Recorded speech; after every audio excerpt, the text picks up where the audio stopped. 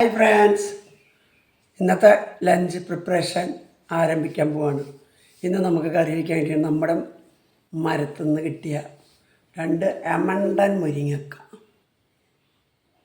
ഇത്ര നീളമുണ്ടെന്ന് പറയും. പിന്നെ നമ്മുടെ തനിയെ മുളച്ചതാ ഈ കുട്ടിപ്പാവക്കയില്ലേ, കുട്ടിപ്പാവക്ക കിട്ടിയിട്ടുണ്ട്. ഇത്തിരി സബോളയും തേങ്ങയൊക്കെ ഇട്ടിട്ട് ഒരു ഉപ്പേരിയാക്കണം. അപ്പോൾ ഇതൊക്കെയാണ് ഇന്നുണ്ടാക്കാൻ പോണേ കേട്ടോ. മുരിങ്ങയ്ക്കയുടെ ഒരു നീളം നിങ്ങൾ നോക്കി, ഈ ബ്രേക്ക്ഫാസ്റ്റ് കൗണ്ടർമേലെ വെച്ചിരിക്കണം കേട്ടോ. ഇവിടെ നിന്ന് ഇങ്ങനെ വന്ന് 3 അടി നീളമുണ്ട്, 3 അടി. എനിക്ക് മുരിങ്ങക്ക മൂത്ത് പോയിട്ടുണ്ടോ എന്ന് ഒരു ചെറിയ പേടി ഉണ്ടായിരുന്നു. പക്ഷെ മുരിങ്ങക്ക മൂത്തിട്ടില്ല കേട്ടാ, ഇപ്പോഴും ചെള്ള് മുരിങ്ങക്കയാണ്. കണ്ട, എല്ലാം പിഞ്ച് മുരിങ്ങക്കയാണ്. ഇത്ര വലിപ്പമുണ്ടെങ്കിലും ഇതിന് മൂപ്പ് ആയിട്ടില്ല.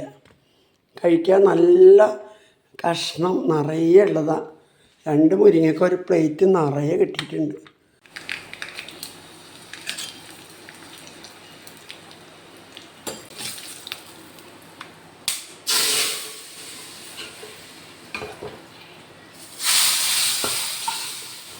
മുരിങ്ങക്ക കറി റെഡി. അടിപൊളി മുരിങ്ങക്ക മാങ്ങ പരിപ്പും ഇട്ടിട്ട് അടിപൊളി കറിയാണ്.